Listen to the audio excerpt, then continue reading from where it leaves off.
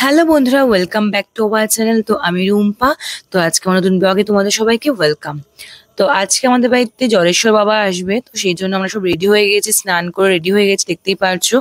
তো প্রত্যেকবারে না এবারও কিন্তু আসবে, তো সেই জন্য মা সব গোছাচ্ছে পেছনে, দেখতে পাচ্ছ। আর বর সকাল সকাল চলে এসেছে বাবাকে করে নেওয়ার জন্য।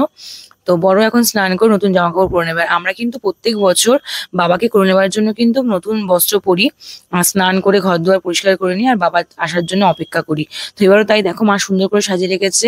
এখানে বেল আছে, নানা রকম ফল রয়েছে, গঙ্গার জল, ডাবের জল, দুধ সবকিছু রয়েছে, ফুল মালা সবকিছু মা সাজিয়ে রেখেছে।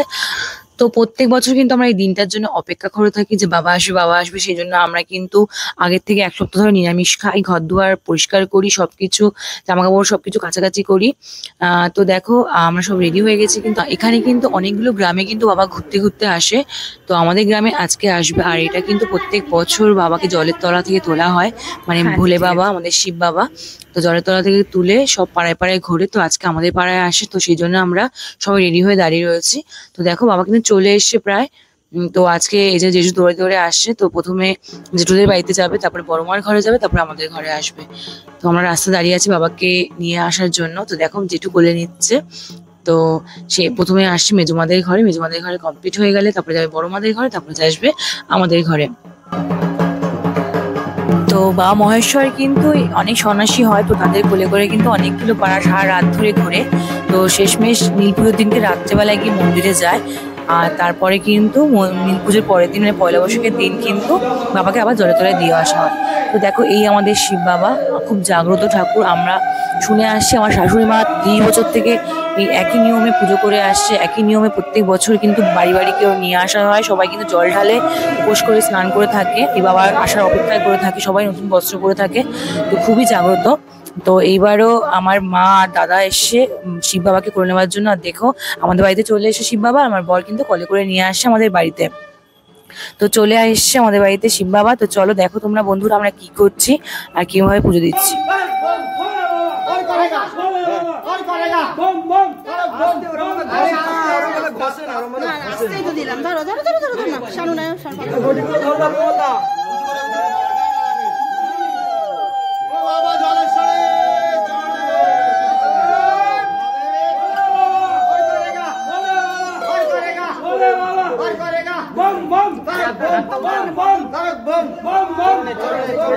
মালা পরাই দাও,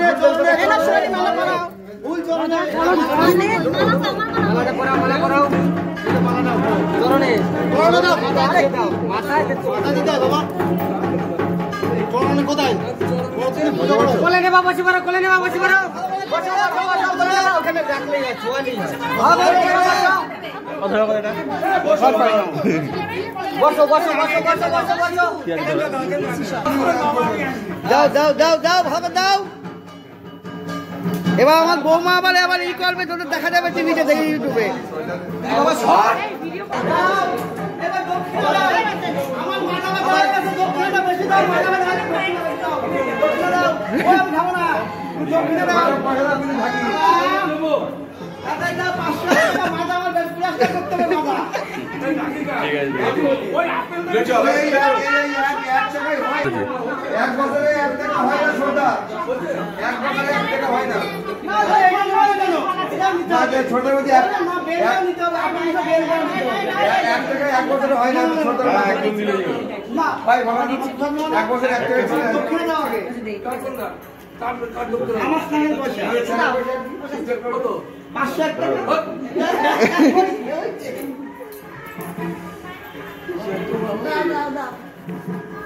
আমাদের এই যে ঢাকির পয়সা 1 টাকাই হবে।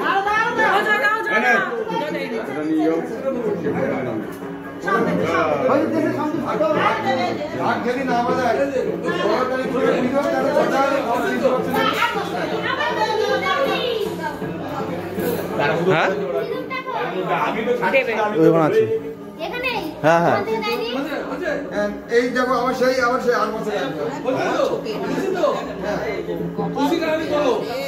হাতে নিয়েছিলাম দেখে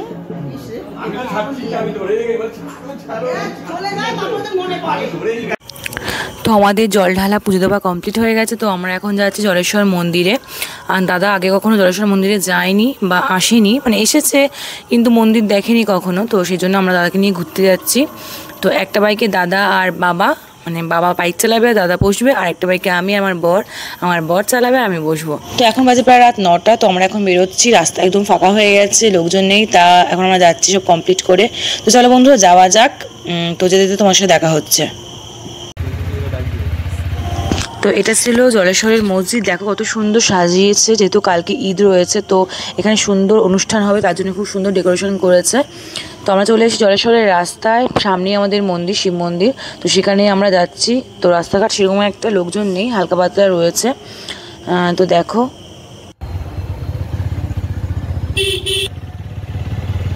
তো আমরা চলে এসেছি জলেশ্বর মন্দিরে। আর দেখতে পাচ্ছ এই পুকুরটি, এই সেই পুকুর যেখান থেকে কিন্তু বাবাকে তোলা হয়।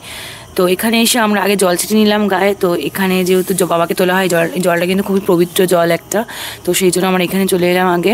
তো তারপর এই যে দেখতে পাচ্ছ সোজা, এটা কিন্তু বাবার মন্দির। আগের অন্যান্য ব্লগে তোমাদের দেখিয়েছি, তো আবারও দেখাচ্ছি। যেহেতু রাত হয়ে গেছে বলে কেউ লোকজন নেই এখানে, কিন্তু চড়কের দিন বা নীলের দিন প্রচুর প্রচুর ভিড় হয়। অনেক অনেক সন্ন্যাসী কিন্তু সন্ন্যাস নেয়, তো সন্ন্যাসী মানে গিজগিজ করে।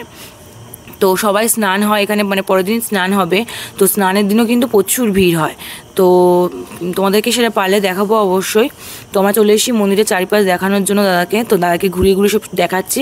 আর আমি এখানে একটু পোজ দিয়ে নিচ্ছি, বর আমাকে ফটো তুলে দিচ্ছে আর আমি একটু পোজ দিয়ে নিচ্ছি। তো দেখো এই মন্দিরের পাশেই কিন্তু হচ্ছে কালী মন্দির। কালী মন্দিরটা অনেক দিন ধরেই হচ্ছে। এখানে আগে একটা ছোট্ট মন্দির ছিল, সেটাকে এখন ভেঙে বড় করা হচ্ছে। তো এটা অনেক দিন ধরে তৈরি হচ্ছে, আর এটা কিন্তু প্রায় দক্ষিণেশ্বরের মন্দিরের মতন হচ্ছে। তো কমপ্লিট হলে অবশ্যই তোমার সাথে শেয়ার করব। খুব সুন্দর মন্দিরটা করছে। তো আমি দাদাকে সব কিছু দেখালাম ঘুরিয়ে ঘুরিয়ে, যেহেতু দাদা কোনো দিন আসেনি। আর কালকে সকাল সকাল বেরিয়ে পড়বে, মানে সকাল বলতে দুপুরে খাওয়া দাওয়া করে বিকালের দিকে বেরিয়ে পড়বে। তো আর সময় হবে না নিয়ে আসার জন্য, তাই জন্যই রাত্রেবেলায় নিয়ে এসেছি। তো এখন কোনো লোকজন নেই, আর আশেপাশে অল্প কয়েকজন লোকজন বিছনাপাত্রি করে ঘুমাচ্ছে যারা এখানে থাকে, তো তারা। তো দেখো তোমরা মন্দিরটা পুরোপুরি।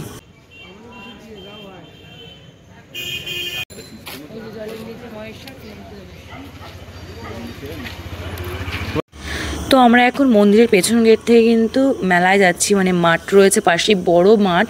তো এখানে মেলা বসে, এই জলেশ্বরের মেলা প্রচুর বড় করে। তো সেখানে আমরা যাচ্ছি দেখার জন্য। তো এখনও কিন্তু মেলা বসে পারিনি, সব কিছু সাজানো গোছানো হচ্ছে, কাল থেকে কিন্তু মেলা বসবে। তো দেখো তোমরা দেখতেই পাচ্ছ।